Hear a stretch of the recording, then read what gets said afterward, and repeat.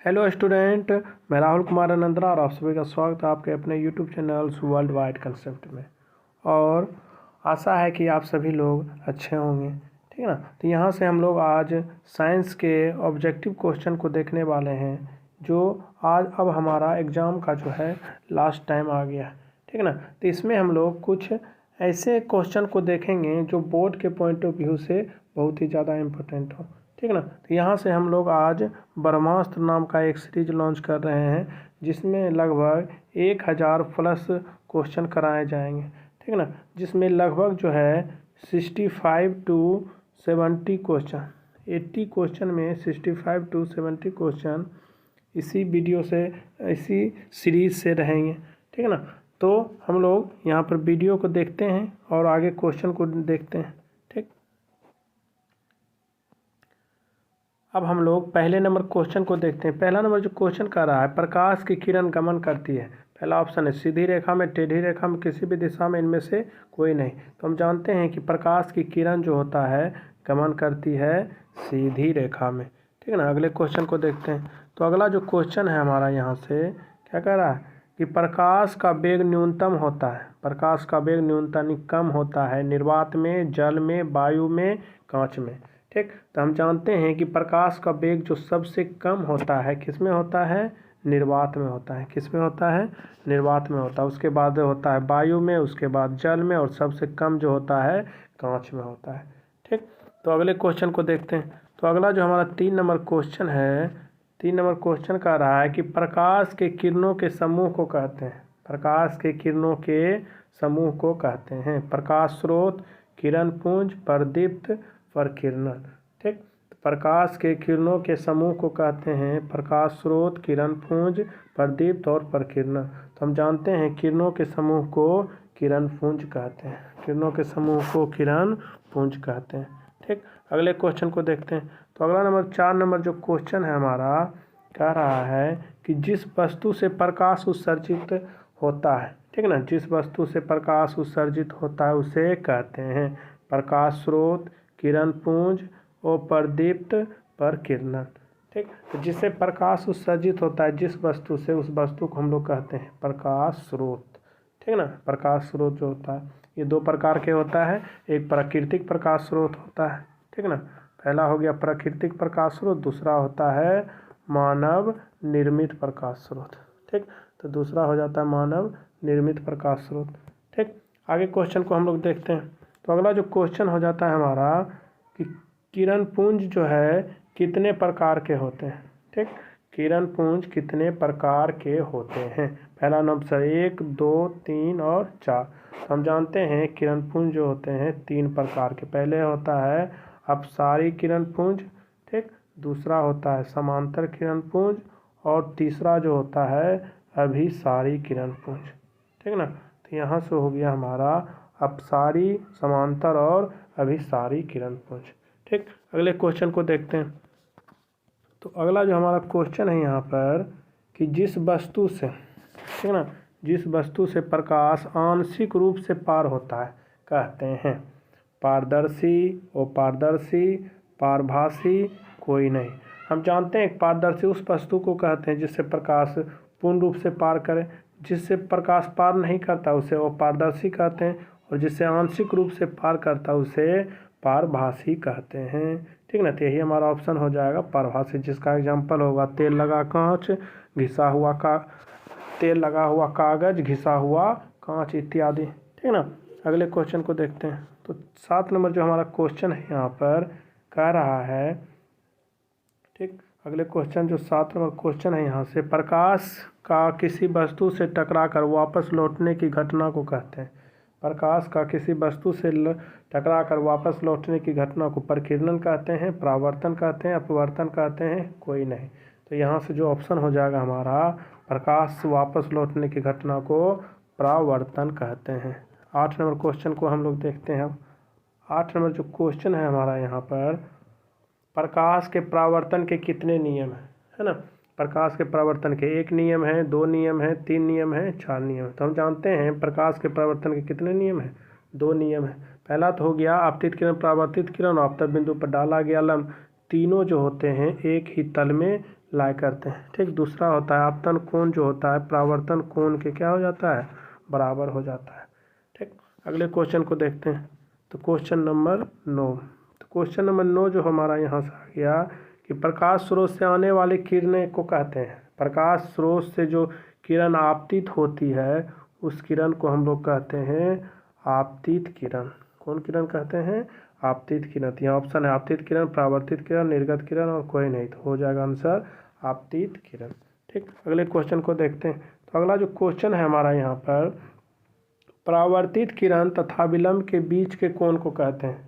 ठीक ना, तो जो प्रकाश स्रोत किसी बिंदु सतह पर आपतित होता है और फिर क्या होता है, परावर्तित हो जाता है, तब हम जब आपतन कोण पर लंब डालते हैं तो आपतित किरण और अभिलंब के बीच के कोण को आपतन कोण कहते हैं, परावर्तित किरण और अभिलंब के बीच के कोण को परावर्तन कोण कहते हैं। ठीक, तो यहाँ से ऑप्शन है आपतन कोण, परावर्तन कोण, विचलन कोण, अपवर्तन कोण, तो ऑप्शन जो हो जाएगा बी नंबर, परावर्तन कोण। ठीक, अगले क्वेश्चन को देखते हैं। तो अगला नंबर जो क्वेश्चन है हमारा, वास्तविक प्रतिबिंब में वस्तु होता है। ठीक ना, वास्तविक प्रतिबिंब में वस्तु होता है, सीधा उल्टा दोनों कोई नहीं। तो हम जानते हैं वास्तविक प्रतिबिंब में वस्तु हमेशा उल्टा होता है और काल्पनिक में हमेशा सीधा होता है। ठीक, वास्तविक में हमेशा उल्टा, काल्पनिक में हमेशा सीधा। अगले क्वेश्चन को देखते हैं। तो अगला जो क्वेश्चन है हमारा, गोलीय दर्पण कितने प्रकार के होते हैं। ठीक है ना, गोलीय दर्पण एक प्रकार के होते हैं, दो प्रकार के होते हैं, तीन प्रकार के होते हैं, कोई नहीं। तो यहाँ से हम जानते हैं जो गोलीय दर्पण है दो प्रकार के, पहला तो हो गया अवतल दर्पण और दूसरा हो गया हमारा उत्तल दर्पण। ठीक है ना, तो अवतल दर्पण और उत्तल दर्पण, इसका ऑप्शन हो गया बी। अगले क्वेश्चन को देखते हैं। तो क्वेश्चन नंबर जो 13 है यहाँ से कह रहा है क्या चीज, मुख्य अक्ष के समांतर आने वाली किरणें दर्पण से परावर्तन के बाद कहाँ से गुजरती है। तो हम जानते हैं कि कोई भी किरण यदि हमारा ये हो गया अवतल दर्पण, इसके मुख्य अक्ष के समांतर यदि कोई किरण आपतित है, ये पोल हो गया, ये फोकस हो गया, ये हमारा वक्रता केंद्र, मुख्य अक्ष से समांतर आने वाली किरणें दर्पण से परावर्तन के बाद फोकस से होकर गुजरती है। ठीक है ना, तो इसका ऑप्शन है ध्रुव, फोकस, वक्रता केंद्र, कोई नहीं, तो ऑप्शन हो जाएगा बी फोकस। अगले क्वेश्चन को देखते हैं। तो अगला जो क्वेश्चन है हमारा यहाँ पर कि फोकस तथा ध्रुव के बीच की दूरी को कहते हैं, फोकस तथा ध्रुव के बीच की दूरी को वक्रता त्रिज्या, फोकस दूरी, प्रधान अक्ष, कोई नहीं, तो इसका जो आंसर हो जाएगा फोकस दूरी। अगले क्वेश्चन को देखते हैं। तो अगला जो क्वेश्चन है, कहा गया है कि मोटर गाड़ी के चालक के सामने लगा रहता है, मोटर गाड़ी के चालक के सामने। ठीक, या आपको बोले कि साइड मिरर, ठीक, तो मोटर गाड़ी के चालक के सामने, या आपको बोला जाए कि साइड मिरर में किस दर्पण का उपयोग किया जाता है। तो पहला है समतल, उत्तल, अवतल और उत्तल लेंस, तो यहाँ से हो जाएगा उत्तल दर्पण। ठीक है ना, उत्तल दर्पण, ऑप्शन नंबर बी। अगले क्वेश्चन को देखते हैं। तो अगले क्वेश्चन जो है कह रहा है कि मोटर कार के हेडलाइट में किसका प्रयोग किया जाता है, समतल दर्पण, उत्तल दर्पण, अवतल दर्पण और उत्तल लेंस, तो इसका आंसर जो हो जाएगा अवतल दर्पण। ठीक है ना, तो इस तरह के क्वेश्चन जो है कहाँ पर किसका प्रयोग किया जाता है, तो हम लोग जो साइड मिरर होता है, साइड मिरर, ठीक, दूसरा हो गया हमारा स्ट्रीट लाइट, जो गली चौराहों में जो लाइट प्रयोग किया जाता है वो लाइट जो है उसमें सिर्फ जो होता है हम लोग उत्तल दर्पण का प्रयोग करते हैं, बाकी सभी जगह लगभग जो है जो क्वेश्चन होगा सभी जगह आंसर क्या हो जाएगा हमारा अवतल दर्पण। ठीक है ना, तो यहाँ से जो है गाड़ी मोटर कार के हेडलाइट में बोला गया, तो यहाँ से कौन दर्पण का प्रयोग होगा, अवतल दर्पण का प्रयोग होगा।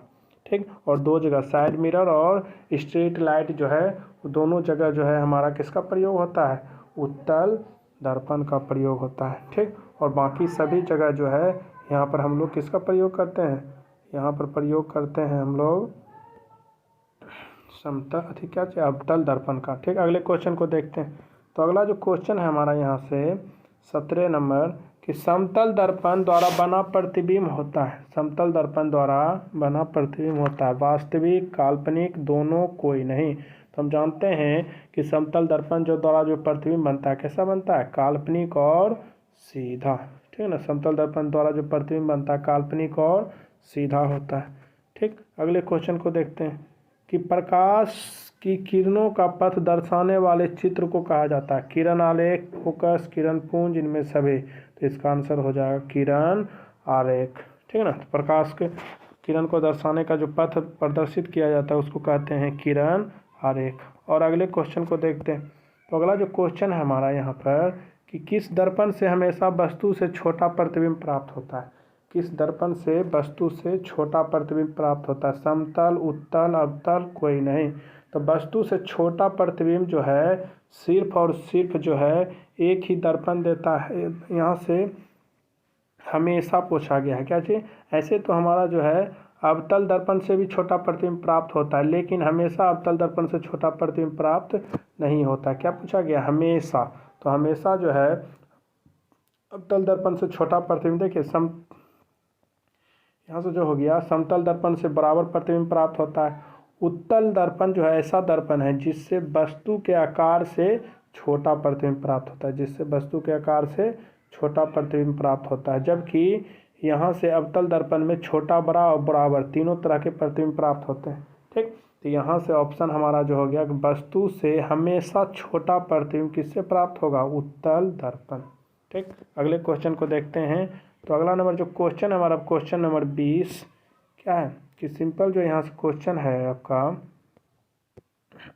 क्वेश्चन नंबर 20 जो है हमारा क्या कि किस दर्पण से वस्तु का बड़ा प्रतिबिंब बनता है। देखिए समतल दर्पण से बराबर प्रतिबिंब बनता है, उत्तल दर्पण से छोटा प्रतिबिंब बनता है। तो एक ही दर्पण है जिससे बड़ा प्रतिबिंब बन सकता है, कौन सा है, अवतल दर्पण।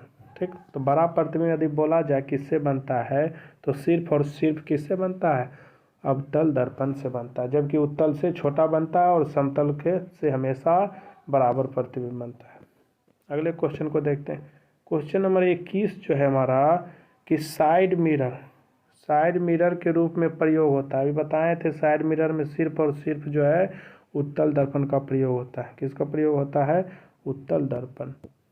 अगले क्वेश्चन को देखते हैं। तो यहाँ से जो हो गया हमारा कहा गया क्वेश्चन में क्या चीज़ कि एक अवतल दर्पण का फोकस दूरी 2.5 सेंटीमीटर है। ठीक है ना। तो फोकस दूरी हमको कितना दिया है, 2.5 सेंटीमीटर। तब जो है वक्रता त्रिज्या पूछा गया आर बराबर, तो हम जानते हैं आर बराबर कितना होता है 2f। तो यहाँ से रखेंगे 2 × 2.5 तो कितना हो जाएगा 5 सेंटीमीटर। तो आंसर हो गया सी नंबर, ऑप्शन सी हो जाएगा। ठीक, अगले क्वेश्चन को देखते हैं। तो अगला नंबर जो क्वेश्चन है हमारा परावर्तन के नियम से निर्धारित होता है। परावर्तन के नियम जो है उससे निर्धारित होता है। ठीक, पहला है आपतन कोण परावर्तन कोण के बराबर, परावर्तन कोण अपवर्तन कोण के बराबर, आपतन कोण विचलन कोण के बराबर, कोई नहीं। तो हम जानते हैं आपतन कोण परावर्तन कोण के बराबर होता है, यानी कोण आई जो है कोण आर के बराबर होता है। ठीक, अगले क्वेश्चन को देखते हैं। तो अगला नंबर जो क्वेश्चन है हमारा क्वेश्चन नंबर 24। देखिए हम पहले भी इस तरह के क्वेश्चन देखे हैं। उस समय था हमारा वास्तविक प्रतिबिंब जो होता है कैसा होता है। तो हम जानते हैं वास्तविक प्रतिबिंब क्या होता है, उल्टा। तो काल्पनिक प्रतिबिंब कैसा होता है, हमेशा सीधा होता है। कैसा होता है, सीधा होता है। अगले क्वेश्चन को देखते हैं। तो अगला जो क्वेश्चन हमारा सर्च लाइट का प्रवर्तक होता है उत्तल दर्पण, अवतल दर्पण, समतल दर्पण, कोई नहीं। तो इसका जो आंसर हो जाएगा हमेशा अवतल दर्पण। ठीक, अगले क्वेश्चन को देखते हैं। तो अगला जो क्वेश्चन है हमारा दाढ़ी बनाने में कौन सा दर्पण प्रयुक्त होता है, समतल, उत्तल, अवतल और कोई नहीं। तो इसका जो आंसर हो जाएगा अवतल दर्पण। सिर्फ और सिर्फ साइड मिरर और जो है स्ट्रीट लाइट, इस दोनों में है हम लोग किसका उपयोग करते हैं, उत्तल। बाकी सभी जगह जो है हम लोग जो क्वेश्चन पूछा जाता है उसमें सभी जगह जो है हम किसका प्रयोग करेंगे, अवतल दर्पण का। और बाकी दो ही चीज़ में सिर्फ और सिर्फ उत्तल दर्पण का हम लोग प्रयोग करेंगे। ठीक, अगले क्वेश्चन को देखते हैं। अगला जो क्वेश्चन है हमारा यहाँ पर कि फोकस गोलीय दर्पण में फोकसांतर एवं वक्रता त्रिज्या के बीच संबंध। ठीक ना। तो गोलीय दर्पण में फोकसांतर एवं वक्रता त्रिज्या के बीच संबंध आपको देखना है। तो हम जानते हैं कि क्या होता है, यहाँ से r बराबर होता है 2f। ठीक ना। वक्रता त्रिज्या जो होता है फोकस दूरी का दुगना होता है। तो यहाँ देखिए पहला जो ऑप्शन है r बराबर 2f, दूसरा f r एफ बराबर आर 2/r, आर बराबर F/2, ठीक ना। तो ऑप्शन नंबर ए।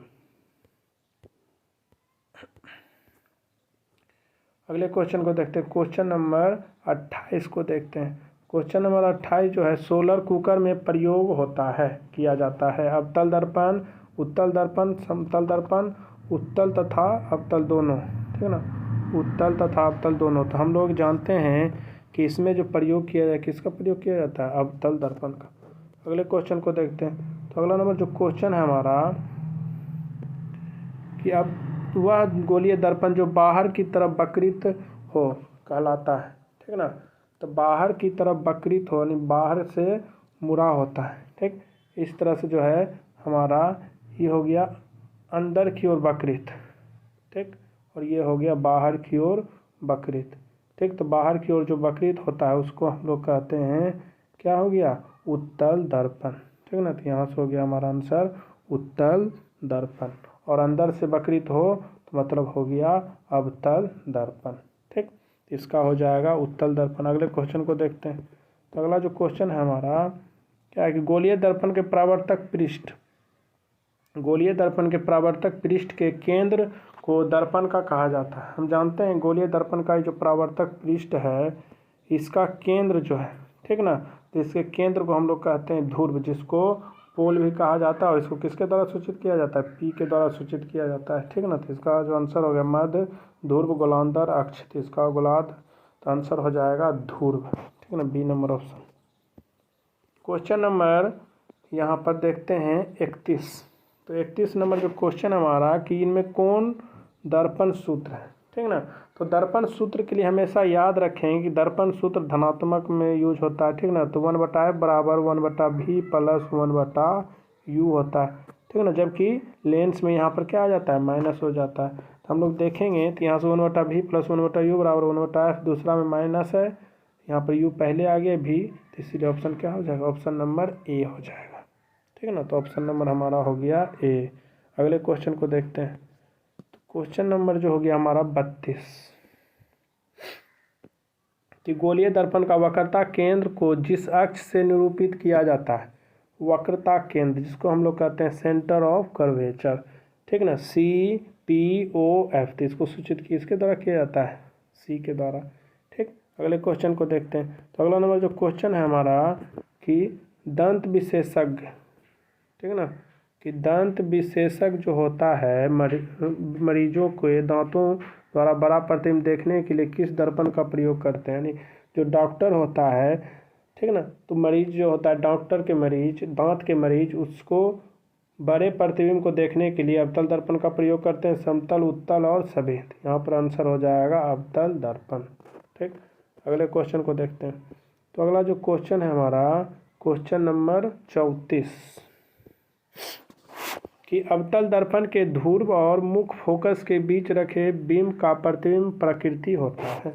अवतल दर्पण के ध्रुव और मुख्य फोकस के बीच रखे बिंब का प्रतिबिंब प्रकृति होता है। तो हम जानते हैं एक ही केस ऐसा होता है अवतल दर्पण में, ध्रुव हो गया, ये फोकस हो गया और ये हो गया वक्रता केंद्र। देखिए बोला गया है कि ध्रुव और फोकस के बीच यहाँ पर रखना है। इसका प्रतिबिंब जानते हैं कि पहले आपतित किरण खींचेंगे, फोकस होकर गुजरेगा और फिर यहाँ से किरण खींचेंगे इस तरह से, तो दोनों जो है कभी भी किरण नहीं मिलेगी।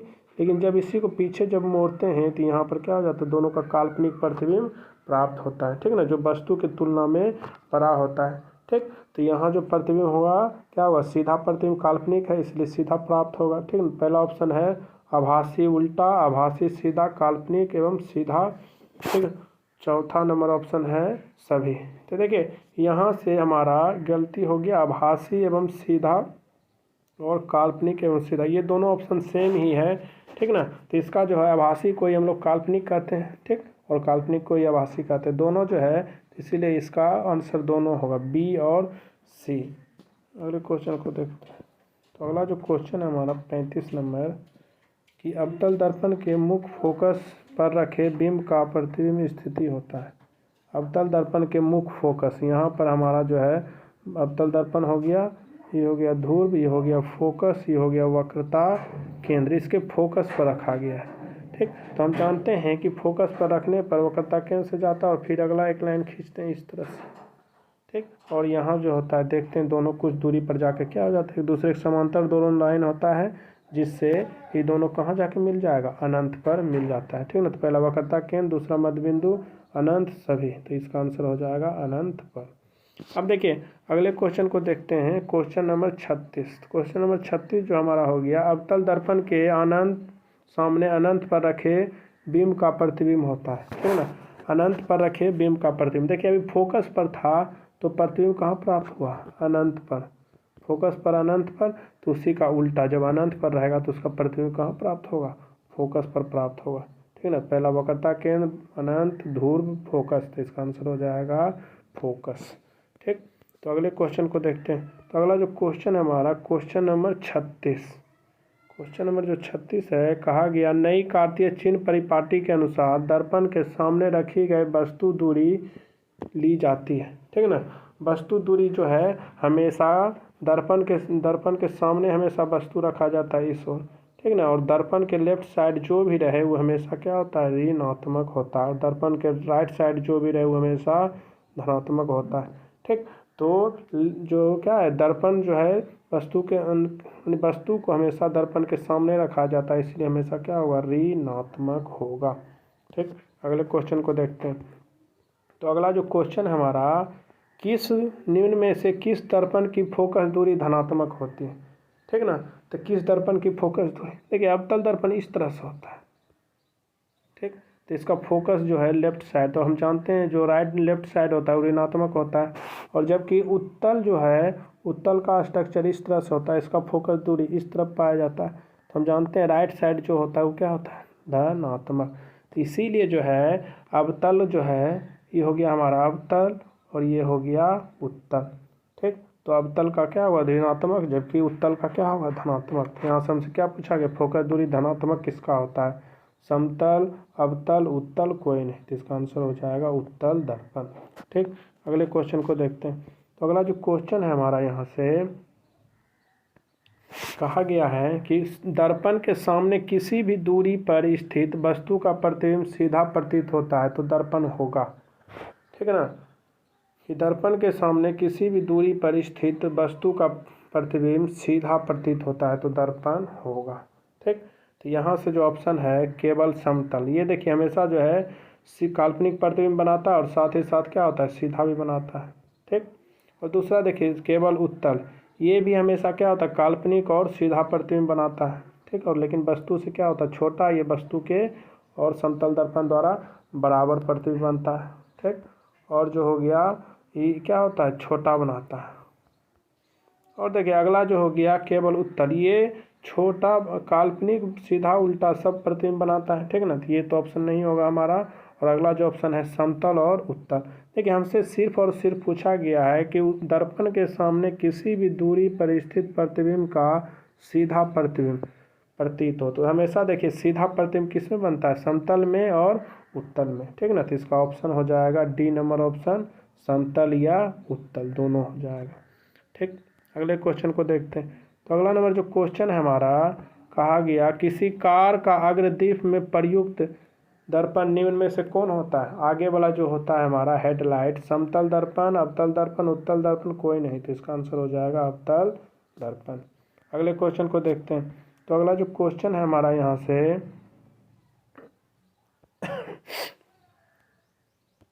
देखिए क्वेश्चन जो है हमारा अगला नंबर, कहा गया यहाँ से क्या कि सिंपल जो है एक गोलीय दर्पण का वक्रता त्रिज्या 20 सेंटीमीटर, वक्रता त्रिज्या कितना दिया है, 20 सेंटीमीटर। तो हमको निकालना क्या है, ठीक है ना। तो उसका क्वेश्चन गलत हो गया, यहाँ पर हमको चाहिए कि फोकस दूरी ज्ञात करना है, ठीक है ना। तो फोकस ज्ञात करना, तो फोकस जो होता है वक्रता त्रिज्या का क्या होता है, आधा, यानी 20/2 बराबर कितना हो गया, 10 सेंटीमीटर। यहाँ पर होना चाहिए फोकस दूरी, ठीक। तो इसका जो आंसर हो जाएगा आंसर नंबर ए। अगले क्वेश्चन को देखते हैं। अगला जो क्वेश्चन है हमारा, अपसारी दर्पण किसे कहते हैं, ठीक है ना। अपसारी मतलब क्या होता है, जो एक बिंदु से क्या होता है, एक बिंदु पर सभी को क्या करता है, केंद्रित करता है, ठीक है ना। तो एक बिंदु पर जमा करता है, उसी को हम लोग क्या कहते हैं, अपसारी किरण पुंज, ठीक ना। निम्न दिशा से आने वाली किरणें एक बिंदु पर जब केंद्रित होती है उसी को कहते हैं अपसारी किरण पुंज। तो अपसारी किरण पुंज जो होता है हमारा कौन होता है, समतल, अवतल, उत्तल और कोई नहीं। तो हमारा हो जाएगा अवतल दर्पण, ठीक ना। तो अवतल दर्पण हमारा क्या होता है, अपसारी होता है, जबकि उत्तल जो होता है हमारा क्या हो जाता है, अभिसारी होता है, ठीक ना।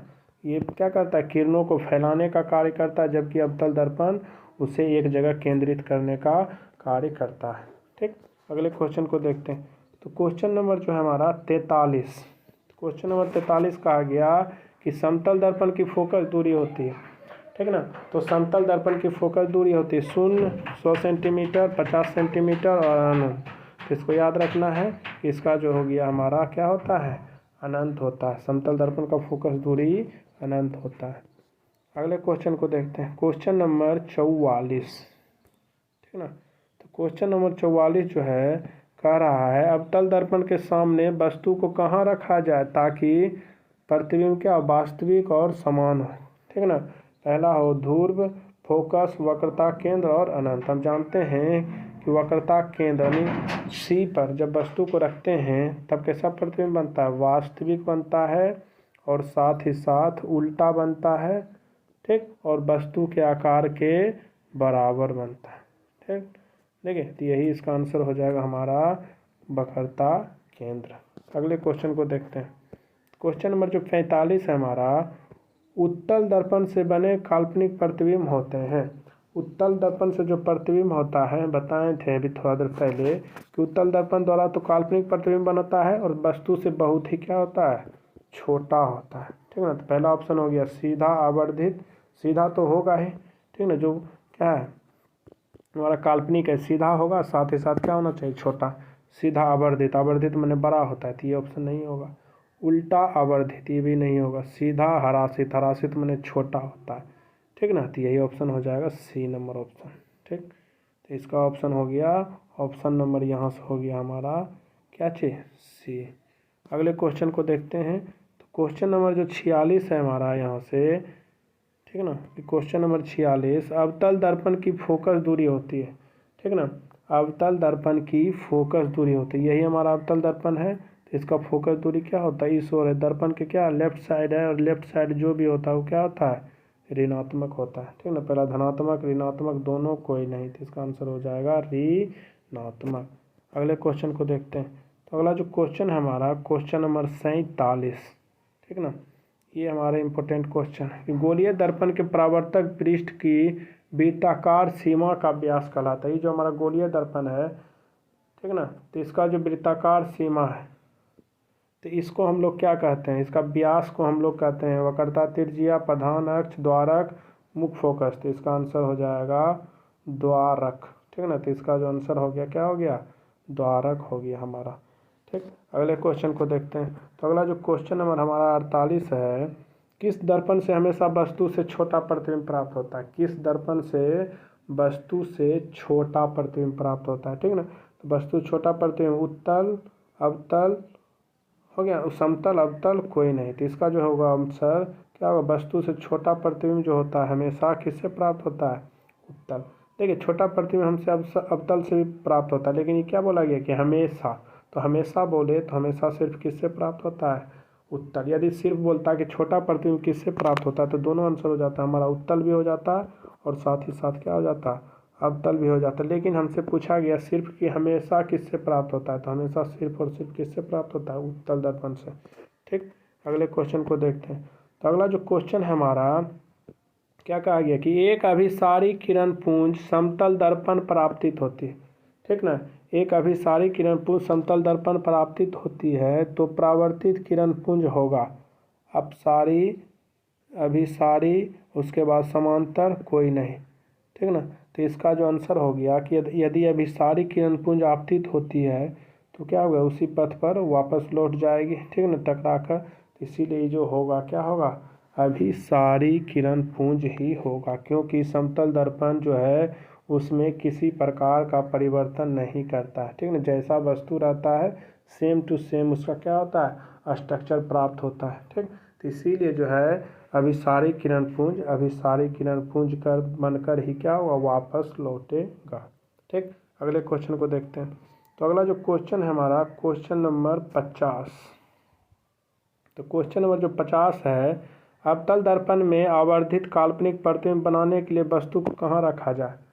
अवतल दर्पण में आवर्धित, ठीक ना, यानी बड़ा और साथ ही साथ काल्पनिक प्रतिबिंब बनाने के लिए वस्तु कहाँ रखा जाए। फोकस ध्रुव के बीच, वक्रता केंद्र पर, फोकस पर कोई नहीं। तुम जानते हैं फोकस पर रहने पर अनंत पर प्राप्त होता है और वक्रता केंद्र पर रहने पर प्रतिबिंब वक्रता केंद्र पर ही बनता है। जी दोनों क्या होता है, काल्पनिक नहीं होता, ये दोनों क्या होता है, वास्तविक प्रतिबिंब प्राप्त होता है। तो एक ही ऑप्शन जो है इसको याद रखना भी है, ठीक ना।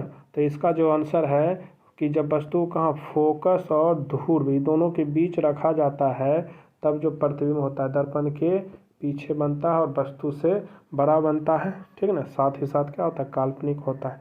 ठीक, तो इसका जो आंसर हो जाएगा फोकस और ध्रुव। हमको यहाँ पर दो ऑप्शन पर ज़्यादा फोकस करना है, ठीक है ना, कि वस्तु को जब फोकस और ध्रुव के बीच रखा जाए अवतल दर्पण में तब आवर्धित और काल्पनिक, आवर्धित पर साथ ही साथ काल्पनिक और सीधा प्रतिबिंब प्राप्त होता है। दूसरा जो क्वेश्चन है कि वस्तु को जब वक्रता केंद्र पर रखते हैं तब जो है इसका क्या होता है, प्रतिबिंब वहीं पर बनता है, वस्तु के आकार के बराबर बनता है, ठीक ना।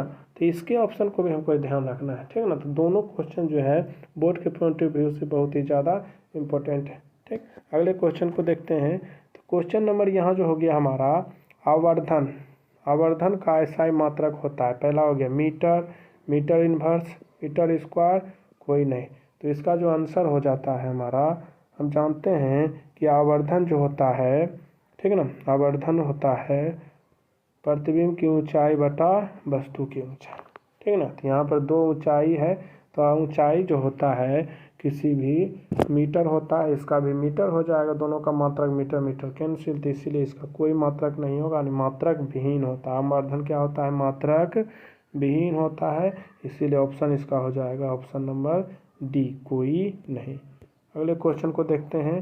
तो क्वेश्चन नंबर जो हो गया हमारा यहाँ से, ठीक है ना, 52। तो इसमें कहा गया हमसे कि किसी गोलीय दर्पण 30 सेंटीमीटर की दूरी पर किसी वस्तु को रखने पर दर्पण के पीछे, ठीक है ना, कहा गया कि किसी गोलीय दर्पण के सामने 30 सेंटीमीटर यानी यू बराबर कितना हो गया, 30 सेंटीमीटर हो गया, दूरी पर स्थित वस्तु का प्रतिबिंब दर्पण के पीछे 40 सेंटीमीटर पर बनता है। प्रतिबिंब दर्पण के पीछे बन रहा है इसलिए धनात्मक हो जाएगा।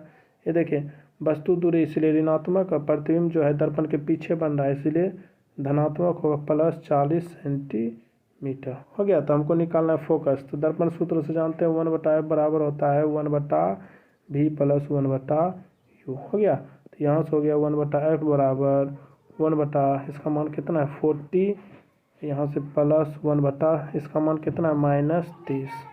अब देखिए जब यहाँ से हम 1 देखते हैं तो 1/f बराबर हमारा हो जाएगा, ये दोनों का एलसीएम कितना है 120 हो जाएगा। ठीक, देखिए तो यहाँ से हमारा जो है हो जाएगा क्या चाहिए, प्लस में हो जाएगा 3, और ये देखिए प्लस माइनस क्या हो गया, माइनस हो गया, और यहाँ से हो जाएगा 4 हो गया ना। तो 1/f बराबर कौन बड़ा है, माइनस का चिन्ह बड़ा है तो माइनस, यहाँ से 1/20। तो जब इसको पलटेंगे तो f का मान -120 हो जाएगा। ठीक ना। तो इसका जो ऑप्शन हो जाएगा हमारा पहला है 130, दूसरा 120, तीसरा 125, 122। तो आंसर हो जाएगा हमारा 20 सेंटीमीटर। ये हम जानते हैं अवतल दर्पण का जो फोकस दूरी होता है कैसा होता है, ऋणात्मक होता है, तो इसलिए क्या हो गया, ऋणात्मक हो गया। ठीक, अगले क्वेश्चन को देखते हैं। तो अगला जो हमारा क्वेश्चन है यहाँ से, किसी समतल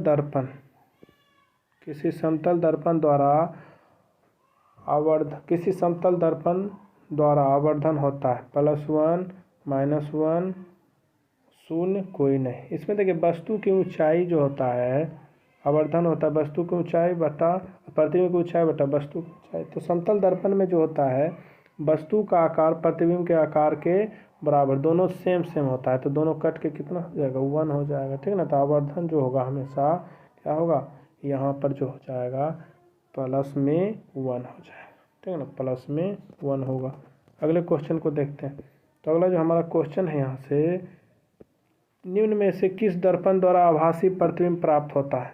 समतल, अवतल, उत्तल सभी। तो देखिए इसमें जो है क्या बोला गया कि काल्पनिक जो है हमारा कैसा प्रतिबिंब प्राप्त होता है, काल्पनिक आभासी प्रतिबिंब प्राप्त होता है। आभासी माने काल्पनिक प्रतिबिंब प्राप्त होता है। समतल में भी प्राप्त होता है, अवतल में भी प्राप्त होता है, उत्तल में भी प्राप्त होता है, सभी। तो इसका आंसर हो जाएगा सभी, ठीक ना। तो तीनों दर्पण में जो है हमारा कैसा प्रतिबिंब प्राप्त होता है, आभासी प्रतिबिंब प्राप्त होता है। सिर्फ बोलता आभासी प्रतिबिंब तो उस स्थिति में उत्तल और समतल होता है, ठीक ना। लेकिन यहाँ बोला गया आभासी प्रतिबिंब, ठीक ना। तो आभासी प्रतिबिंब अवतल भी एक स्थिति में जो फोकस और ध्रुव के बीच रहता है जब वस्तु, तब जो होता है कैसा प्रतिबिंब बनाता है, आभासी प्रतिबिंब बनाता है, ठीक ना। तो इसीलिए इसका आंसर हो जाएगा सभी। अगले क्वेश्चन को देखते हैं। तो अगला जो क्वेश्चन है हमारा क्या कह रहा है कि आवर्धन का सूत्र होता है। तो पहला हो गया भी वायु माइनस भी वायु, भी इंटू यू कोई नहीं, तो इसका आंसर हो जाएगा माइनस भी बाय यू, ठीक है ना, बी नंबर ऑप्शन। अगले क्वेश्चन को देखते हैं। तो अगला जो क्वेश्चन है हमारा क्वेश्चन नंबर यहाँ से आ गया क्या चीज़, यहाँ जो है गया क्वेश्चन ख़त्म हो गया, ठीक ना। तो इस तरह से जो हो गया ये हमारे सीरीज जो है ब्रह्मास्त्र, ठीक ना, ब्रह्मास्त्र सीरीज जो है इसमें हम लोग लगभग इसी तरह से डेली जो है लगभग 1000 प्लस क्वेश्चन करेंगे, जिनमें से है 60 टू 70 क्वेश्चन जो है हमारे जो साइंस में पूछे जाते हैं 80 क्वेश्चन, इनमें से 60 से 5 से 75 क्वेश्चन जो है इसी सीरीज से रहेंगे, ठीक है ना। तो आप लोग पूरा ध्यान से इस वीडियो को देखें और वीडियो को लाइक करें, चैनल को सब्सक्राइब करें और इसे दोस्तों के साथ भी शेयर करें।